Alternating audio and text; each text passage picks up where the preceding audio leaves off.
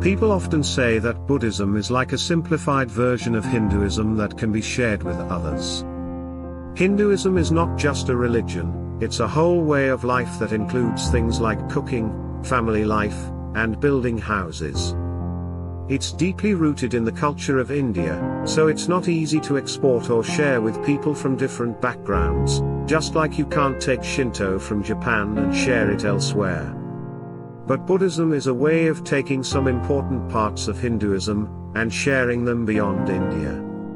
To understand Buddhism, think about the word Buddha, which comes from the Sanskrit word bud, meaning to be awake.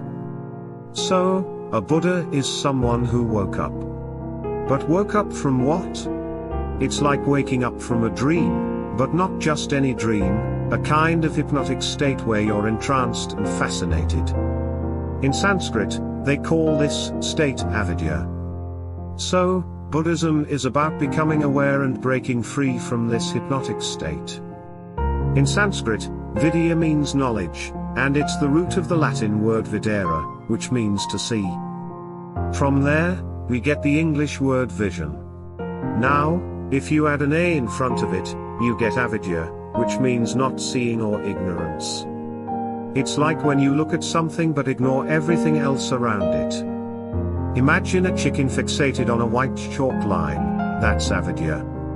Similarly, we were like chickens with our attention focused on a narrow line when we got caught up in the idea that life should only be seen through conscious attention, like a spotlight.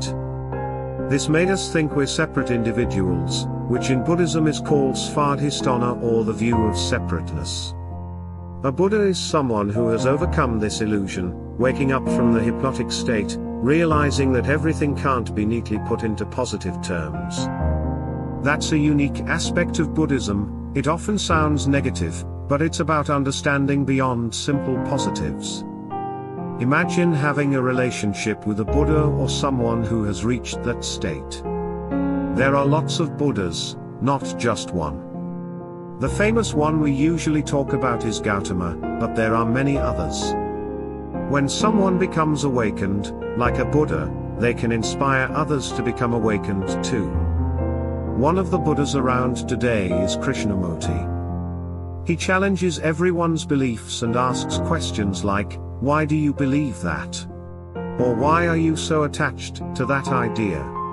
He makes you see that all the fixed ideas you cling to might not be true. Imagine talking about religion with someone, and they say they need it because they want something to hold on to. Well, according to Buddhism, that's not the best way to use religion. If you use it just as a security blanket, it's like saying you don't have faith. Krishnamurti, for example, makes people feel like their beliefs are shaky, like standing on ground that suddenly turns into water or even emptiness. It might make you feel a bit dizzy, but it's all about questioning and really understanding what you believe. Faith in Buddhism is not about holding on, it's about letting go. Imagine a cat falling off a tree. It relaxes, lands softly, and doesn't get hurt because it has faith. If the cat tried to grab onto something midair, it would get hurt. People sometimes want to hold on to things, like singing, Rock of Ages, Cleft for Me, but Buddhism sees that as lacking faith. In Buddhism, they have a method called Dharma, which means the method, not a law. The goal is to shake off everything you cling to, beliefs, ideas, concepts, and leave you completely free. Buddhism doesn't force you to believe in certain things, it's about letting go of everything. Whether you're a Roman Catholic or a logical positivist, both are clinging to something, and Buddhism aims to remove those supports. It's not about not believing in anything, it's about not even believing in not believing in anything. It's like clearing your mind of all the extra baggage. Imagine when things get tough, some people tend to hide away, like crawling into a hole. But here, it's the opposite.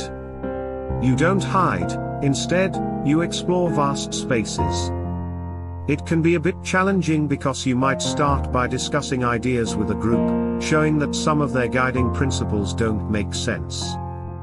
Gradually, you uncover the basic ideas everyone operates on. It turns a friendly discussion into something intense, making people anxious. They might ask, "What do you believe in?" Because their usual beliefs have been questioned and might not hold up. It's like opening up a can of worms, things can get a bit uncomfortable. I'm not suggesting anything, I didn't set up rules. When asked, "How do you navigate life?" they respond, "What's the problem?" It's like shifting from being used to moving on land to suddenly being in the water. This relates to how modern science has impacted Western culture.